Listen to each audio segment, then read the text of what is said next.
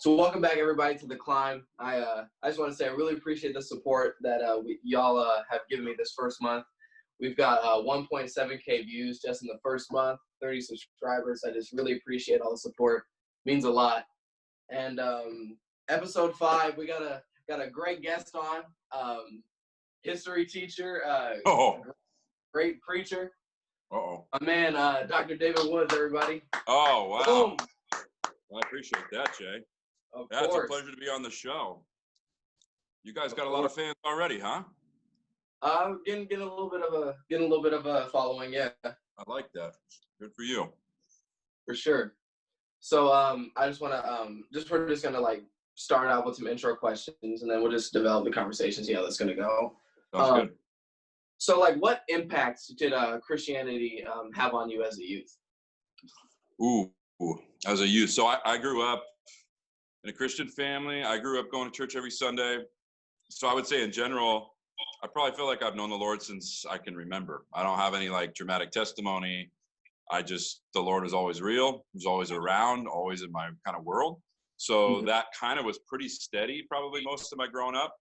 But my family moved every 3 or 4 years. My dad worked for the federal government, and we moved every few years. So as a kid growing up, yeah. So it was like going, in a whole new church, whole new state, whole new set of friends, whole new school. So I think probably the Lord was the one consistency growing up over the years. And I think that probably served me better than I realized. It was just normal for me to be in that kind of environment or to feel connected with the Lord. But having grown up a little bit more, most of the friends I have now would have spent most of their childhood not knowing the Lord, never going to church. And so I didn't realize I was sort of an anomaly. And I'm just really grateful, honestly, looking back, that I had folks that were trying to do the right thing. We're trying to walk with the Lord, and we're trying to raise me in that as well, even if I was kind of a punk a lot of times. I still stuck with it, and the Lord was always real, even if I was having my own issues or whatever, Mm-hmm. So were there any preachers like growing up that you kind of based your style of preaching now on, like same like messages or like sort of stuff like that? Yeah, I mean, I think growing up when I was young, I think I didn't connect with preachers much. They were usually boring, or I didn't really know what they were talking about. I would fall asleep almost all the time in church. Like when I was in big church, I would always fall asleep. I'd sit on my mom's side so that I had a space between my mom and my dad, so my dad couldn't see that I was falling asleep, but he'd always know I was falling asleep. And so he'd have this like loving, not loving, like hand on my shoulder, like across my mom's back, and he would just be kind of squeezing me awake every once in a while, like, be respectful. I would never say anything or whatever, but I would definitely have trouble. When I was young, definitely had trouble, never connected with a preacher. Probably not until I was like 19, maybe 18. And I moved out to California, and there was a guy named Marcus who preached at like kind of a young adult, kind of a younger person kind of evening service at a church in Newport Beach. And I had never heard a normal person, what sounded like a normal person, talking to normal people about the Lord. Like doesn't sound fake. Didn't sound like he was trying to like, I don't know, sell something to us. It sounded like he knew the Lord. He was excited about who the Lord was, and he wanted to tell us about it. Yeah. I wouldn't even describe it as a particular preaching style, except it didn't feel fake. And so much of church stuff can feel really just fake to me. So I think I've always had like a guy like that, and then like a preacher like Haddon Robinson is probably my favorite all time, he passed away a few years ago, but he was probably the best preacher in the middle of the 20th century. And it's just because he grew up in Hell's Kitchen in New York, grew up poor, grew up rough, and when he talked about the Lord, he talked in a way that you believed he meant what he said.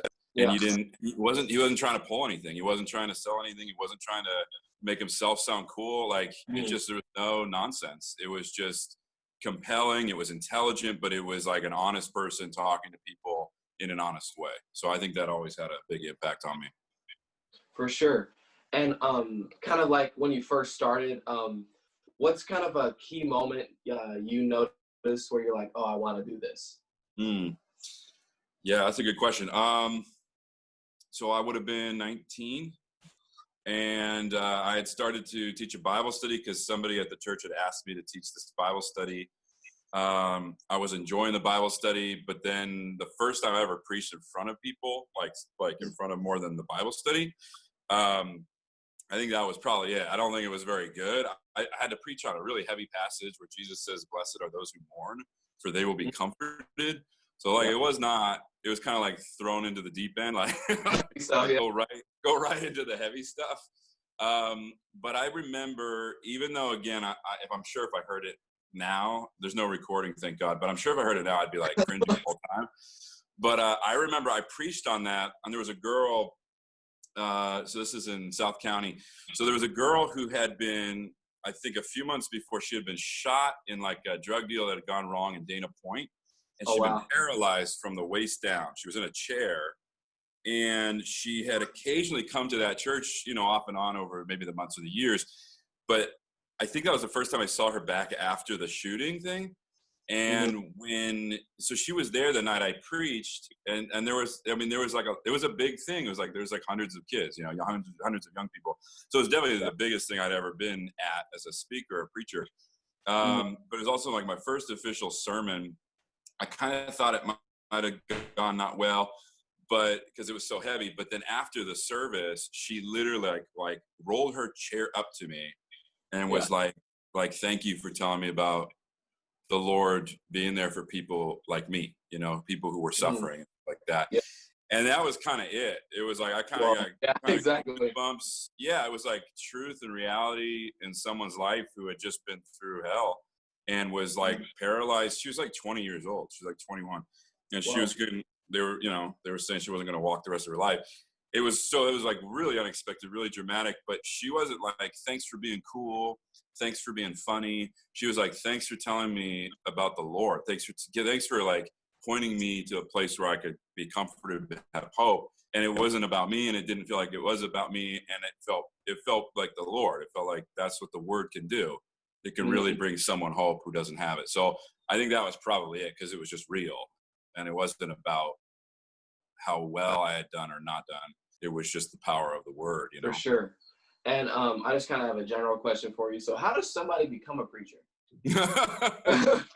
That's a great question. I come from what's like a low church tradition, which is like, okay, so like if you talk to somebody else, like if you talk to like Reverend Butler or Reverend Stratton or any of the other people we might know at the school or whatever, there's a very particular path, and you know, and you would almost certainly have to go to like seminary and get a degree, and I did that. I mean, I support that. But I come from a tradition that's so far on the other side. It's like, hey, if you love Jesus and people don't run out of the room when you're talking, you know, maybe you're supposed to be a pastor. You know, it's like it's pretty like, it's kind of ambiguous, which is good and bad. You know, like that can be not good, because then people who are just like sort of popular, everyone will be like, "Oh, you should be a preacher," or something like that. People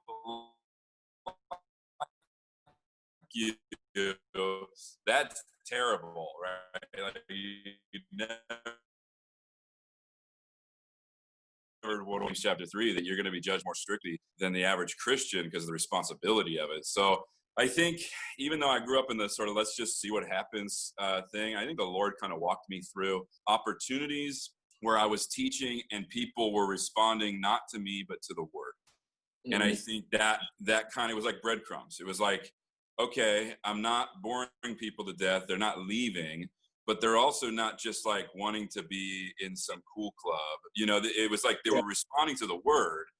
And as time went by, you could see the word was having an effect in their life. And that's kind of the biblical thing, is like, what kind of fruit comes out of your teaching? Like, yeah, that's what you kind of have to wait and see. That's why it's not good to rush into it, or to like say, "Oh, this guy or that gal, like she's got it," or whatever. Because you kind of got to see, well, what are the lives of the people like who are under your preaching?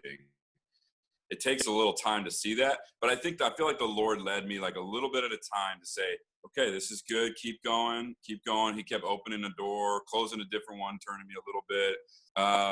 And then eventually I did go to seminary. I'm a big believer that you should study the original languages you're going to be the guy or gal who answers to God for how you led people out of the word, you should do your best to know it in its original language so you can be as careful as possible. So I'm all for the cerebral side and the intellectual responsibility, but I believe in the power of the Spirit, man. I believe in the Holy Spirit power. I believe in only the Lord can really open that door for the persons that he wants to do that. And it's not always who you expect. And sometimes it's so much harder than you realize. So it has to be the Lord, because you won't be able to sustain it if it's just you, or if it's just like your mom and dad think it's enough. He's going to have to show up with his sustaining power for years and years. I think it's a lifelong call. I don't think he calls you to be a preacher for a few years. I think if he calls you, that's the lifelong call. I don't think he stops. I think that extends until you die. I think that's like your lifelong calling. So you want to go slow and want to make sure it's the Lord. But I feel like, you kind of have what's called an outward and an inward call. You feel the Spirit move. He continues to move in that direction where you feel like, okay, it's not just my idea. And then there's an external sort of validity that people's lives are being connected to the word and they're starting to grow. Maybe people are being saved, but maybe they're just stabilizing their marriages and they're starting to find their way with the Lord slowly but surely. That's fruit. That's evidence that something of the Lord is involved there. And so you're kind of looking for both of those, an internal call and an external call, they used to call it. So something like that, I think. But it's, it really has to be the Lord, and you don't want to rush it. For sure. And so given that all preachers kind of talk on the same subject matter, like the Word of God, what main messages or thoughts or themes do you give to the people during a sermon? Like, what do you use? That's a good question. So I don't usually do topical preaching at my church, and in part for this reason. Like, I think that there is sort of every subject under the sun is somewhere in the Scripture. And I think one of the dangers is if you look for ideas that you like, you'll kind of end up, whatever kind of preacher you are, you'll kind of end up with the same 5 things that you always talk about. And you kind of want to make sure that you're submitting yourself to the text rather than submitting the text to you. So what I'll do is I'll tell my people, like right now, for example, I'm like, all right, I'm preaching through like the Psalms. Well, like there's 150 Psalms, that's going to take a while. I'm not going to hit every single one, but I want to make sure that there's enough variety and that I'm not just picking things that are interesting or like my hobby horse or some like passion of mine, but something that's just there in the word, has life in it. Because ultimately for a preacher, a pastor, you have to be giving your people a high, like nutrient rich diet. It can't just be like, oh, and now we're going to talk about money. Now we're going to talk about sex. Now we're going to talk about like whatever would get people interested. Like you'll hit those as you go, but like people need like high quality grains. This is like a whole life needs to come out of the word, and the word has that nuance. If you're not cherry picking, if you cherry pick, you'll end up basically feeding people like a lot of carbs and a lot of sugar. And it might people might be like, wow, that was powerful. It might sound like really intense and cool. It won't give people a life to live though. It'll just like charge them up. Like that was a killer sermon, but you can't be preaching like sugar high sermons. That'll kill someone early if they only eat sugar. So I really believe the text has all the nutrients, but that means you got to be willing to preach all the text and not just like the things that you're interested or things you like. I would say though, as a Christian, I always want to overemphasize the New Testament. I always want to overemphasize the centrality of Christ in the gospel. And then I want to use the Old Testament primarily to illustrate good stories, good examples, different things. But in my experience, Christians need more New Testament, more New Testament, more New Testament, because we're a New Testament people. We need to understand that more than anything in the world. So I'm almost always going to be going after Sunday morning preaching. We're always going to be in the New Testament. Right now I'm preaching Thursdays, like a midweek thing. So I got a little freedom to like do Psalms, do some other stuff. But you want all the nutrients. So you really don't want to just be looking for things that would make a good sermon. You really want to just be like sometimes you need a multi-grain sermon that doesn't always taste good, but it's going to give people like health, it's going to give people sanity, but they might not get emotionally all worked up over, or they might not think you're the greatest person. They might think it's a little dull. but you need some dole foods that have Yeah. better content in them sometimes. So I think you got to have That that was a great balance. analogy. I just want to say that, like, that was, wow. I'm going to keep that. Let's go, Jay. For Let's sure. go. So what do you think is the most important lesson you learned in your journey with God? Wow.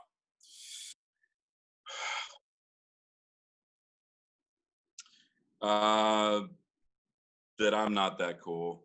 Like, I think I've never lacked for ambition. I've never lacked for interest, passion, excitement. I think the Lord had to teach me that at the end of the day, I'm going to answer to Him for whether or not I was faithful, not for whether or not I was popular, not for whether or not I achieved the successes I dreamed of when I was younger. I'm going to answer for whether or not I was faithful and whether or not I love people well. And I think my whole life He's just been humbling me, so I know what I'm answering for when I see Him face to face, and I don't get that wrong.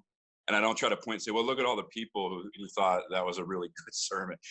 Like, I want to be able to say that I lived an honest, humble life, and I love people well, and I wasn't just seeking my own personal ambition and my own success and my own whatever.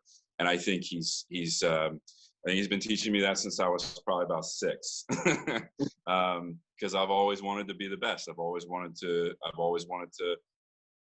just kind of punch through all the doors. I've always wanted to win. I've always wanted to, just super ambitious. And the Lord had to show me, like, there's one thing He requires of me, and it's faithfulness, and it's loving my neighbor and loving the people around me well. He's going to ask, like, if I was a good dad. He's not going to ask, like, how many people, like, showed up when I talked. You know what I mean? So I think that's it. I think Him just showing me what really matters, and it hasn't taken my passion away. It's just reoriented my passion so that I'm thinking in a sane way, and I'm not just pursuing personal ambition or personal success, but I'm really, like, I want to live a full life that answers well to Him and that is faithful to the end. So I think that's probably the biggest thing. For sure. How has your preaching style kind of morphed over the years? Like you said, your first sermon wasn't as great, and it was about heavy topics. But how is, like, how's like a present day Dr. Wood's sermon? How does that take place? You should probably ask my people, but I'd probably be scared to hear the answers. Well, look, it's like anything. If you're a musician, or if you're a poet, or if you are even like an athlete or something, you get role models and you want to imitate everything they do, right? So, like, I found a couple preachers. I mentioned 2 of them actually, but found a couple preachers over the years, like at different seasons, that I was, oh, this guy's got it, right? Oh, this is killer. And so there would be seasons where you could hear me imitating that. Like, you could just hear it. Like, my speech pattern would change because I'd been listening to them so much that, so you imitate what you love. That's normal. What I think I realized is you have to keep loving more things. You can't just have 1 or 2, or you will always be a sad copy. If you're going to find the voice that the Lord has given you to preach through, which is your voice, it's the one that I was saying, like Haddon Robinson, or even like Marcus, that doesn't sound like BS. It sounds like you believe it, and you're living in your own skin, and you're not trying hard. You're just literally just living out of what you are. I think you only get there on the other side of being inspired and wanting to imitate, like, really great preachers or really great musicians. I think you got to go through that, and I think you got to have more than 2 or 3 that you really like, or you'll never be free of sounding like them. And so I think the Lord kind of kept opening the door, like Barbara Brown Taylor, like a lady preacher who's just like a poet, totally different than like Haddon Robinson, totally different than anybody else, but just like a perfect craftsman of words. So the Lord would, like, open up these different examples that were diverse enough that I couldn't imitate them all at once. So I had to actually end up finding my own voice. And I think that's probably kind of the path. My wife could probably hear, she'll say something, she'll be like, were you just listening to Haddon earlier or something, Haddon Robinson? Because, like, she'll hear my cadence change. If I was just listening to him, she'll hear it affect me. But I think I'm pretty good at living in my own skin now, at kind of finding my way with the Lord. And you got to just not be fake. I mean, Christian leaders to me sound so fake so much of the time, or they sound like they're on a talk show. They just don't sound like people. They sound like they're on a stage, you know, like, and that's just like, I don't know how a normal person would ever buy that. And like that's crazy. You have to be able to show people that the Lord is for life and life is for the Lord, you know, like not like this professional thing that you do on a stage that's all shiny. It's like, you got to be able to live in it and have the authenticity and the passion to say, this is true because I know the Lord and he's shown up, and he'll show up for you, you know, like it has to be kind of that personal, I think, or else you're always kind of posturing, you know, you're always kind of fake it till you make it. And I don't think you'll make it. I don't think it'll bless people in the way it's supposed to until you find your voice, because you really know the Lord has saved you and you've settled into it, you know? Yeah, for sure. And are you like stationed at a single church, or do you just what's it called? Do you get booked to go to different churches? Yeah. How does that work? Yeah, I mean, I don't know if it's called that anywhere else. I hope it's not. But, you know, I understand what you say. Yeah, like there used to be sort of like, we used to call them like hired guns, you know, like you'd come in and do a guest spot. It's too easy to be a guest preacher. You always sound fresh and exciting.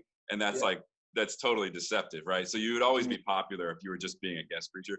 So I'm pretty convinced that preachers have to be pastors, and that you have to be committed to a group of people that you're going to shepherd from cradle to grave. Because otherwise, to me, you're really just trying to hone a powerful speech rather than a way of teaching people from the word that they could live under for their whole lives. And to me, the only point really of preaching ultimately is to give people like the word of God so that they could live a life in every season they're in. And so to me, a preacher and a pastor should be the same person. Like, and that's not to say I won't guest preach for friends when they're out of town. I will do that. Or like, you know, even at chapel or something like that, you know, there's a rotation of different speakers. There's context in which that's appropriate. But even like at chapel or something, like they would say, make sure you have a church, like make sure you have a pastor who knows you, make sure you have, you know what I mean? Like that should be the person who's teaching you the word regularly. So I've committed to a little church called Zoe in South County for the last almost 15 years. And I'll be with them, you know, until the Lord decides otherwise or takes me away. I mean, honestly, that's my commitment, is to pastor that group of people as long as the Lord gives me breath. And so it's in that context that I'm a preacher. As a pastor, that's the context of being at. So yeah, I'm happy to preach other places, happy to encourage other congregations or bless friends when they need a break or something like that. But I really think everybody should be rooted as a pastor who is accountable and responsible to a group of people for the long haul. Yeah. And so you said you kind of learned from this sort of elder preacher, we'll call it. Was that kind of like a mentorship, or how did that work? That's a great question. So the pastor I co-pastor with right now has been sort of my mentor as a pastor for sure for the last 12, 13 years. Before then, though, there were many years when I didn't have any mentor that I knew. And a lot of the mentors I had were dead, but they still mentored. You know, like I read or listened to them, I learned from them, and the Lord used them like a living mentor. Like they were the persons that were shaping my soul, my understanding, my calling. They just have never met me, right? So I think it can be both. I think you have to have people who, you know, especially people long since dead, who you can learn from and can mentor you, you know, even outside of the context of meeting up for coffee or whatever. And so there were seasons in which it felt like almost like a drought, where it's like I was just looking for role models and mentors, but it was nobody who knew me. It was just people out there whose recordings or tapes I found, you know, Tim Keller or Damian Kyle, or again, Haddon Robinson or something like this. And the Lord would use them in powerful ways. But eventually he also brought me under the mentorship of my pastor.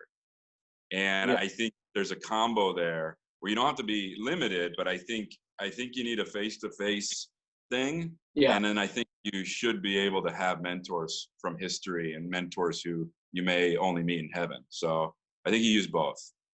For sure. Now, it's kind of like a ridiculous question, but I've always wondered, so you grew up in a Christian family, right? Right. Very Christian. So, Yeah. were you allowed to listen to like non-gospel music, or was it just purely like worship music? Yeah, now you're gonna get me in trouble. No, there was my dad. My dad has actually pretty good taste. So like I grew up, and my dad would often on Saturdays when he was home, he'd be gone most of the time, but when he was home on the weekends, I remember like clockwork. I'd be growing up, and he'd be listening to Ray Charles. He'd be listening to, I mean, he'd be listening to some real good music that wasn't like gospel music, and like I remember Rhapsody in Blue, like George Gershwin, like just like beautiful music. I gotta wake up on Saturday and be like, oh, Dad's home, you know. It's like there's a different music in the air and stuff like that. My dad loves worship music, loves praise music, loves it all. But I always appreciated that he just brought good things into the house, like beautiful things, you know. When I was a kid, when I was a teenager, I probably listened to some hip hop I shouldn't have been listening to. I probably memorized a little too much Eminem, I guess is what I'm trying to say. But you know, like but I still like quality. I still liked, you know, Mos Def and like Jurassic 5. I liked artists who were saying something. I was really drawn to that, even if it wasn't sort of baptized, you know. Because I've always just been interested in the world, and I've always, when I was growing up, I never had any Christian friends. So all my friends like living in the world, and it wasn't like, oh, I just want to understand where they're coming from. It was like I did understand where they were coming from, and their lives a lot of times were a lot harder than mine. And so I wasn't gonna, on top of that, I wasn't gonna be like, no, why are you listening to this devil music? You know, like I wasn't like that. But I always wanted to find a middle ground where it wasn't just disgusting, you know, but it was like, there's such good music out there. So like, I always wanted to be able to share like music with people without it having to only be church music. So yeah, I feel like I had a pretty good mix growing up, and hopefully my palate got more and more refined as the years went by. Yeah. For sure. And do you feel that your relationship with God kind of gotten better as for the longer you've been preaching, as like compared when you started? So I think this is the big warning. You know, pride puffs up, man. And like, if you're successful at anything, especially early on, it can completely derail you. So like, I had some success as a preacher early when I was a teenager, and the Lord rescued me from it derailing me. I could very easily see my like early success in preaching ruining my relationship with the Lord, because what it did, or what it tempts anyone to do, whether it's preaching or anything else, music, anything, it creates a false self where you feel like you've got to keep matching it. And then you end up putting your identity in how people respond to the sermon. Oh, pastor, that was powerful. Okay, cool. Well, what if they don't say it next week? Right? Like, it creates this, like, it could create this fake self, or this like striving to like perform a role. And there'd be times in my life, especially early days, where I would miss just being a Christian, like not having to stand up and do anything that would be judged or celebrated, right? Because I was usually in the most danger when people were like, that was powerful. So I gotta be honest, I've seen it ruin people's relationships with the Lord, their success as preachers. So I'm very aware of that. And the Lord, I think, intervened at a few key moments for me, right when I probably was kind of getting caught up in that identity, and reminded me, look, next week, 5 people might show up. Are you going to be down about that? Or are you going to preach as good as I've called you to preach? Or are you going to be like thrown off that only 5 people are here, right? Like, he had to ask me pretty hard questions early on about like, what was motivating me? Why were you down? Oh, because not many people were here. Why would that make you down? The Lord's there. Like, If it's about the Lord's never not there. So why would you ever feel like, oh, I don't know what I'm doing, or I feel this is stupid, or I feel worthless? It's like, why? The Lord's still the Lord, you know? So he had to like walk me through things where he refused to let me put my identity in my preaching, and wanted to make sure that my identity is in Christ, because that can't go away. Even if everybody hates my preaching, even if, or whatever, you know, or so I don't have to live up to this fake image of the hype man or whatever, or just always try to outdo myself every week to get people's attention.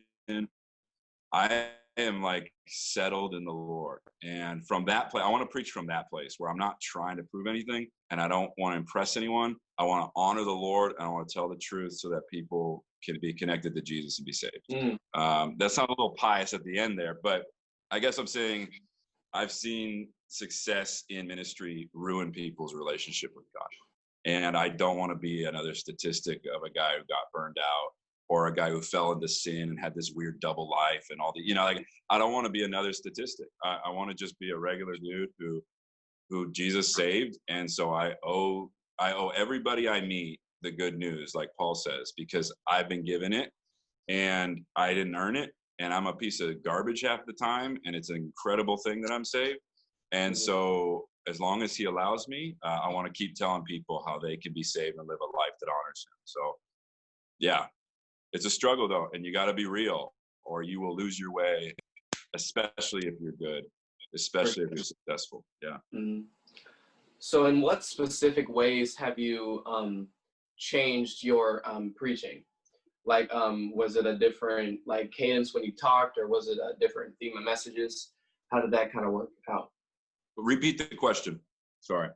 All good. So how has your preaching style changed from your first sermon compared to right now? Like specifically, like whether it's a cadence when you talked or a themes when you speak on the Lord. If I listen to my older sermons, because a lot of them were recorded, I sound a little manic.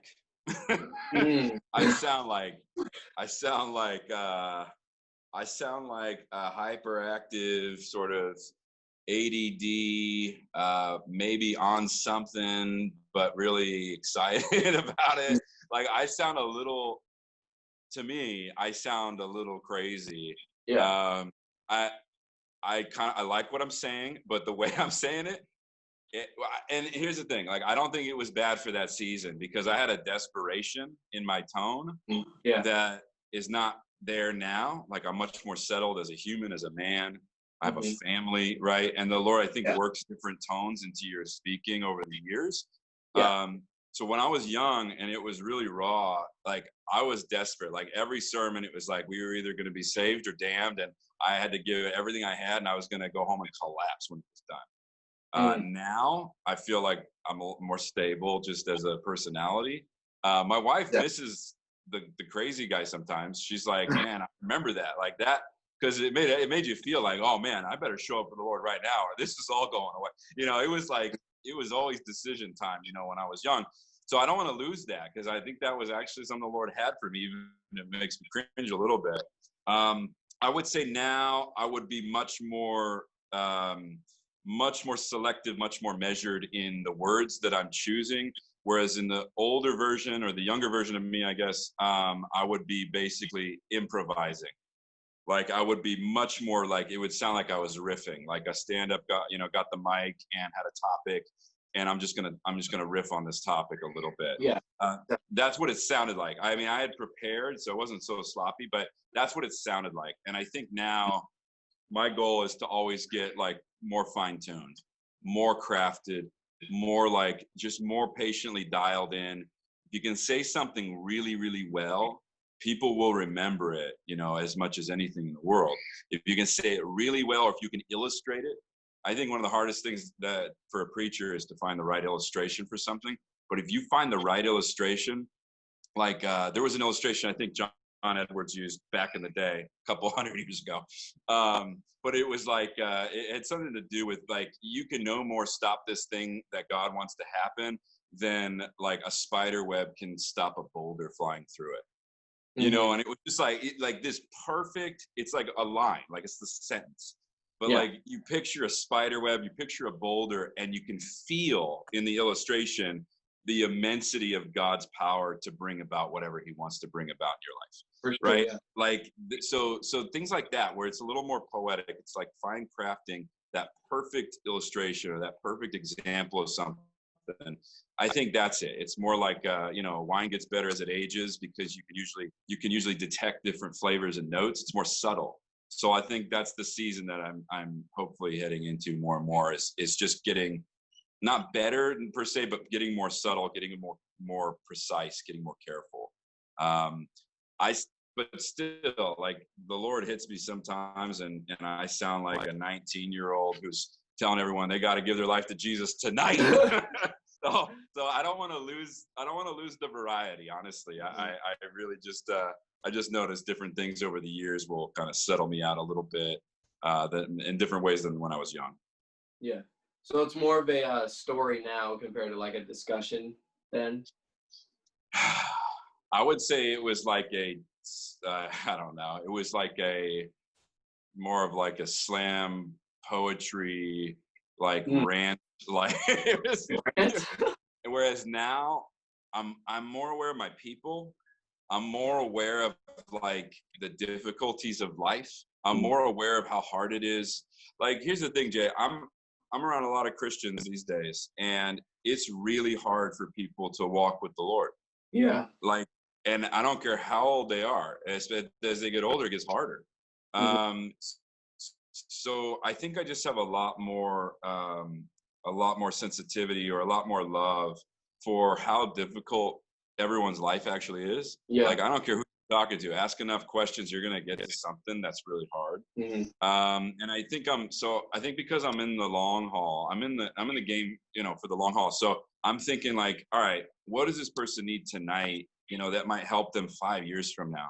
You know what I mean? Like, I'm just thinking differently. I'm thinking about them being able to build a stable life with the Lord rather than you just, slam them with an emotional, powerful thing. So I'm making different decisions because I'm thinking more about how to pastor, about how to care for people who may be coming from 1,000 different places, and all of them have hurt, like real hurt.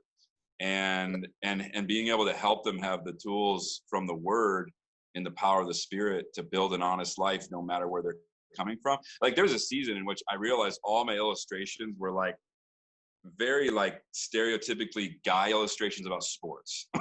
And I was like, 50 to 60% of my congregation is female, and I keep like delivering illustrations that most of them either wouldn't care less about or don't even understand what I'm saying.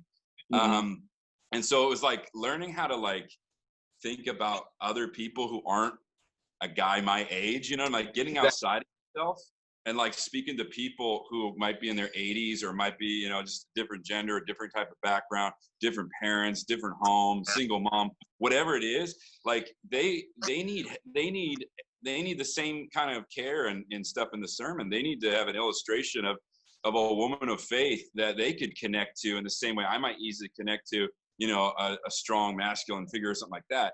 Like, that might work for you people, but like, so that was where I was more naive early on. I would just like preach out of myself. It was like everyone was me. And that's crazy. As you get older, you start hearing people better. You start loving them better. And you start kind of appreciating how difficult life can really be. And then you just want to do whatever you can to help them hear the Lord and take any obstacle out of the way that you can. That becomes the goal of the sermon practically. Just remove any obstacle that might be in their heart or might be in the culture or might be in me, just not thinking, but always talking about what I'm interested in and making that a new barrier for someone who doesn't connect with that, So I think that becomes the task, is like, you're like sweeping the walkway so people can kind of pass to the Lord, So is that how you kind of envision like making that first connection with somebody who's kind of like a visitor to the church, somebody new that you haven't really connected with before? Yeah, I would hope that anybody who visits the church or hears me preach, honestly, I would hope they just would know that I wasn't fake.